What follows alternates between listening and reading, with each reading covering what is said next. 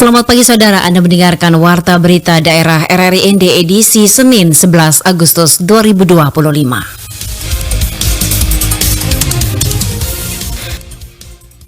Dengan sari berita, Pasar Napu Beto dorong ekonomi lokal lewat bambu. Rabies ancam warga Manggarai Timur, Dinkes imbau waspada. Bersama saya Angela Bot, inilah berita selengkapnya.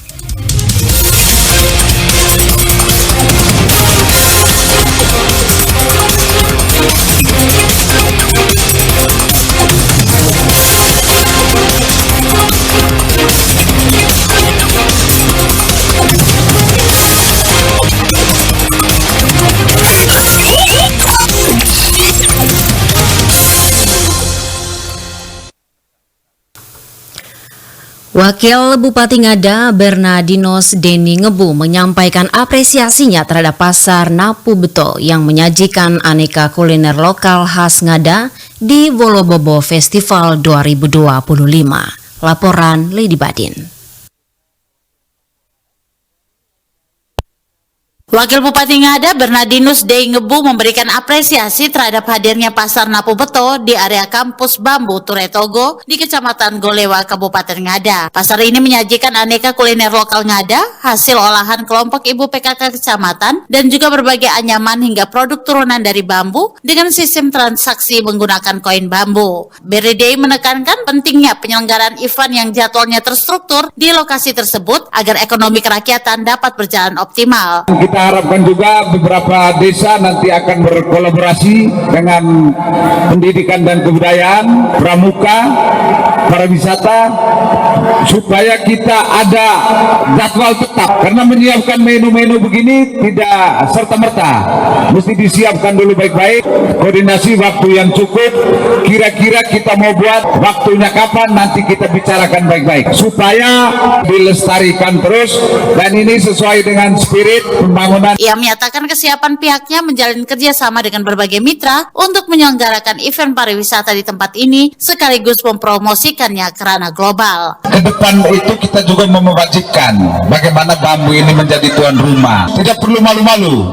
Kita bekerja sama dengan banyak orang supaya kemudian kita saling membantu. Untuk itu kita pelan-pelan berjalan sehingga 1-2 waktu nanti ke depan kita tetap mesti ada diskusi terus.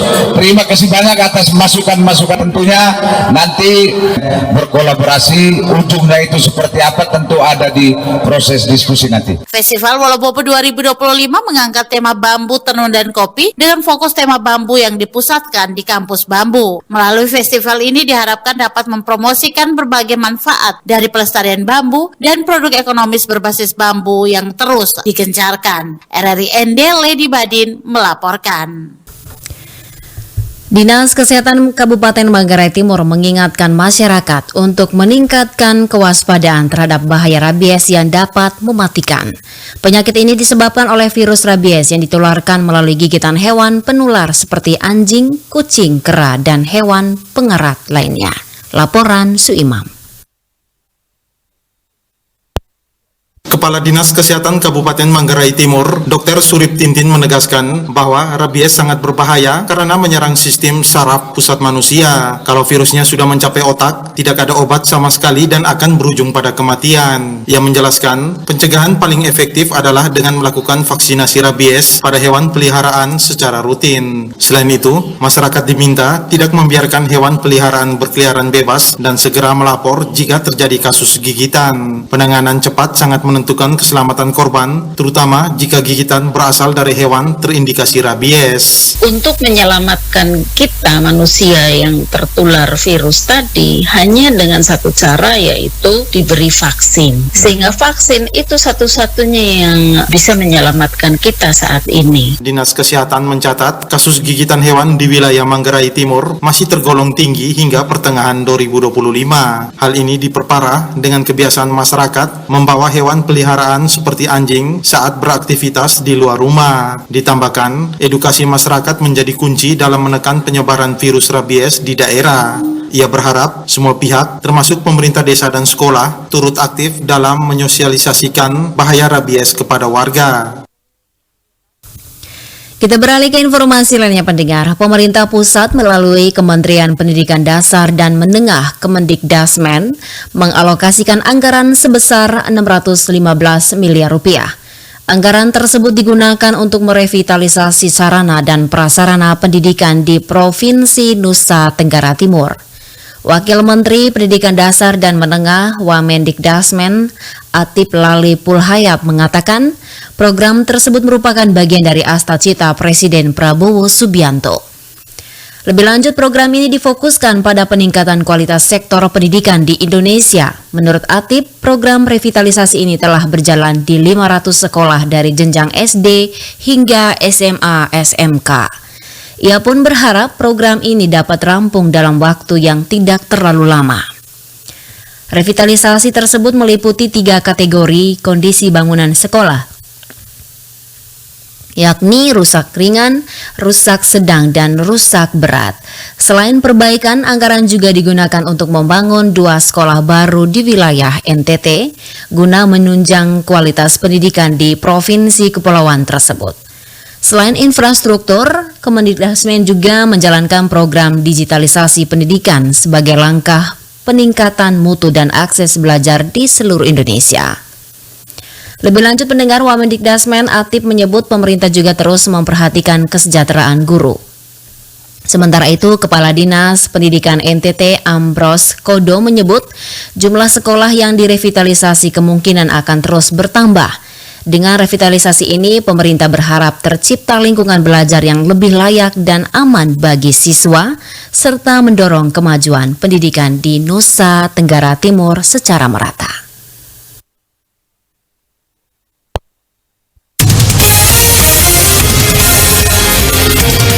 Anda sedang mendengarkan Warta Berita RRI-ND. Lebih lanjut informasi lainnya, pemerintah Kabupaten Sika mendorong pengembangan sanggar budaya sebagai strategi pelestarian kearifan lokal sekaligus penguatan sektor pariwisata berbasis budaya. Selengkapnya Firiso melaporkan. Pemerintah Kabupaten Sika mendorong pengembangan sanggar budaya sebagai strategi pelestarian kearifan lokal sekaligus penguatan sektor pariwisata berbasis budaya. Langkah ini diharapkan mampu menjadikan warisan budaya tidak hanya sebagai identitas, tetapi juga sebagai sumber manfaat ekonomi bagi masyarakat. Kepala Dinas Pariwisata dan Kebudayaan Kabupaten Sika, Ferdinand Evensius Edomeko, kepada RRI mengatakan bahwa budaya yang lestari adalah budaya yang memberi dampak nyata bagi kesejahteraan. Perlu ada dorongan agar masyarakat merasa memiliki dan menjaga budayanya. Budaya yang hidup adalah budaya yang berdampak bagi kesejahteraan warga. Kami memiliki program pertama pembinaan pengembangan SDM, sehingga tidak boleh hanya anggota sanggar yang terlibat, akan tetapi namanya urusan kebudayaan ini harus melibatkan semua warga. Hingga sanggar-sanggar ini, harapan kami itu menjadi influencer atau yang memberikan pengaruh sehingga masyarakat sekitar juga semakin jatuh cinta pada kebudayaan yang mampu memberikan nilai ekonomis bagi mereka. Dengan harapan lebih jauh, mungkin bermula dari sanggar budaya, tapi kita akan berakhir kepada desa wisata.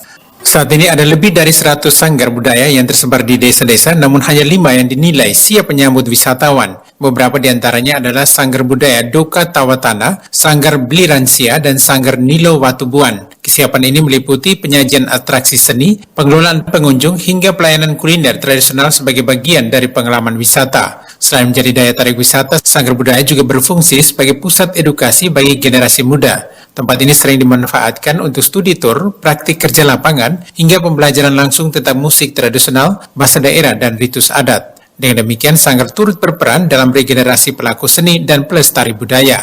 Pemerintah Kabupaten Sika secara rutin memberikan dukungan, pembinaan, dan fasilitas setiap tahun guna memastikan keberlanjutan Sanggar Budaya. Pembinaan ini tidak hanya menyangkut SDM-nya, akan tetapi juga mendampingi, mendorong, menumbuhkan, mengembangkan sarana dan prasarana yang perlu yang dimiliki oleh teman-teman di sanggar. Setiap tahun itu melalui berbagai program pemerintah kita ada satu peningkatan kapasitas SDM dan juga perbaikan beberapa fasilitas yang mereka miliki. Kedepan, Sanggar Budaya diharapkan semakin aktif mendokumentasikan kegiatan budaya daerah sehingga kearifan lokal tetap hidup dan memberi manfaat bagi masyarakat sekaligus memperkuat daya tarik pariwisata Sika. RRI Ferry Suo melaporkan.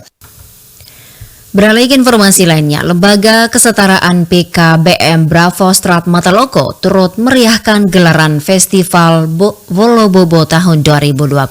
Selengkapnya, Nikolaus Makumeli. Lembaga Kesetaraan PKBM Bravo Start Mataloko mendapatkan kepercayaan dalam memeriahkan Festival Wolobobo yang digelar oleh Pemda Kabupaten Ngada.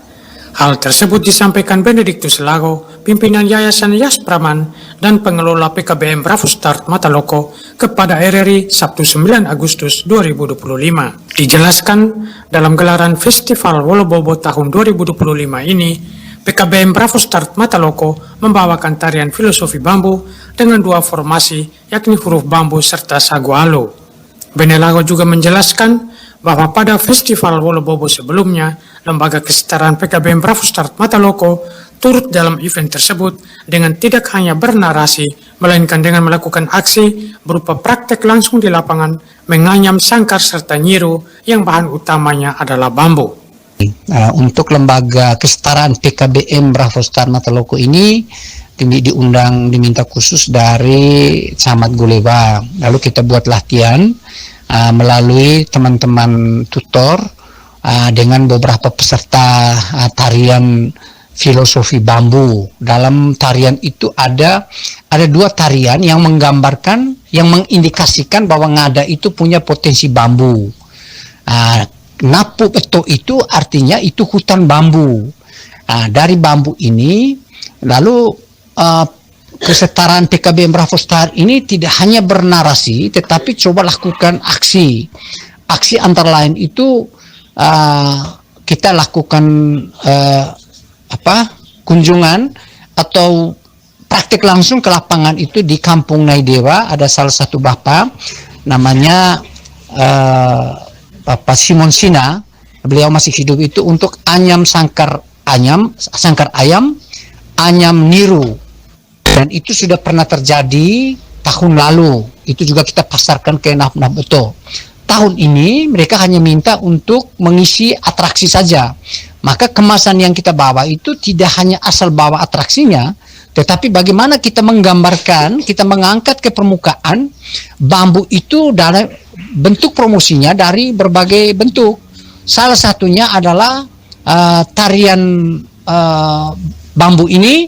Dengan balutan busana adat Ngada yang menarik, para penari pria dan wanita yang merupakan peserta didik di Lembaga Kesetaraan PKBM Bravo Start Mataloko tampil memukau para penonton serta tamu undangan yang turut dalam gelaran Festival Wolobobo tahun 2025. RRI Nikolaus Makumeli melaporkan.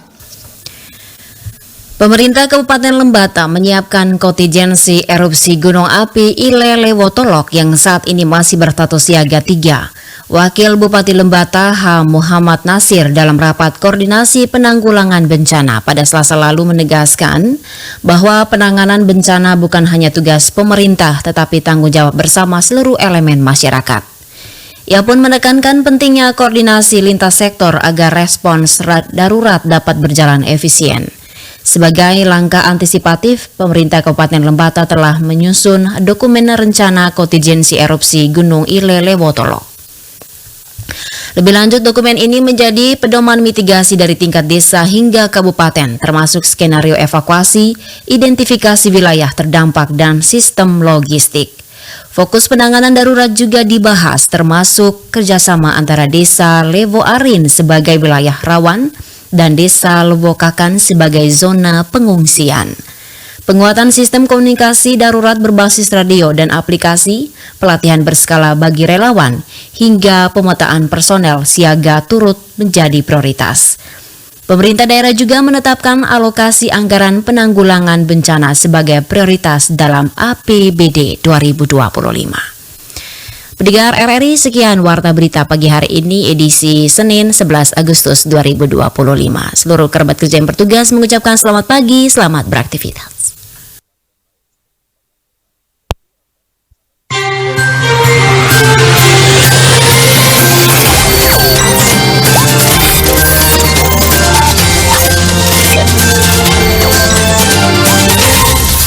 Terima kasih Anda telah mengikuti Warta Berita RRI ND.